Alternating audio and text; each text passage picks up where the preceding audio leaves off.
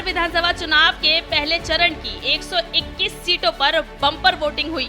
Voting के pattern से साफ जाहिर होता है कि इस बार बिहार के मतदाताओं ने नया इतिहास रचने की कोशिश की है। पहले चरण की 121 सीटों पर कई बाहुबली भी चुनावी मैदान में हैं, जिसमें अनंत सिंह, सूरजभान सिंह, रीतलाल यादव, हुल्लास पांडे, ओसामा, शिवानी शुक्ला जैसे नाम शामिल हैं। ताज्जुब की बात यह है कि बाहुबलियों की सीट पर भी जबरदस्त वोटिंग हुई है। बाहुबलियों में अनंत सिंह की मोकामा सीट पर शाम 5 बजे तक करीब 62% मतदान हुआ। वहीं लालगंज सीट से बाहुबली मुन्ना शुक्ला की बेटी शिवानी शुक्ला राजद की उम्मीदवार है, जहां लगभग 60% वोटिंग हुई। वहीं सारण जिले की एकमा सीट पर बाहुबलियों की टक्कर देखने को मिली। इस सीट पर जेडीयू के धूमल सिंह का मुकाबला आरजेडी के श्रीकांत से है। यह सीट 2015 में श्रीकांत के कब्जे में चली गई थी, इसीलिए धूमल सिंह एक बार फिर से वापसी की कोशिश में है। वहीं सीट पर शाम होते होते करीब 56% मतदान हुआ। तीसरी सीट की बात करें तो दानापुर से पूर्व केंद्रीय मंत्री रामकृपाल यादव के खिलाफ राजद ने बाहुबली रीतलाल यादव को चुनावी मैदान में उतारा है। रीतलाल यादव बीजेपी नेता सत्यनारायण सिन्हा की हत्या के मामले में आरोपी हैं। इसके साथ ही रीतलाल पर 50 लाख रुपए की रंगदारी का आरोप भी है, जिसकी वजह से वो फिलहाल जेल में बंद है।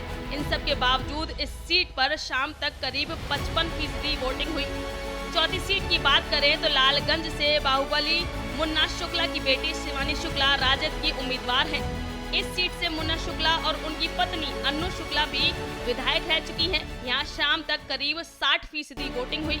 वहीं आरजेडी ने रघुनाथपुर से ओसामा साहब को टिकट दिया। इस बार के विधानसभा चुनाव में ये सीट काफी ज्यादा चर्चा में रही। इस सीट पर शाम होते होते करीब 50% वोटिंग हुई।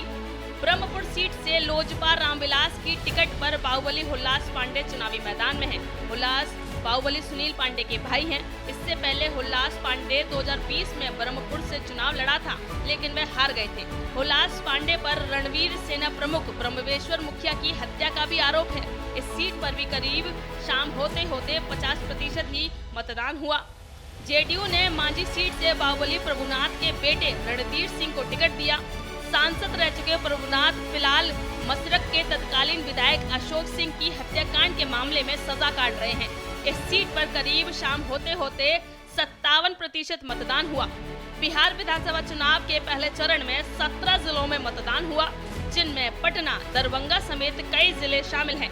वहीं दूसरा चरण का मतदान 11 नवंबर को होगा और उसके बाद गिनती यानी कि मतगणना 14 नवंबर को होगी।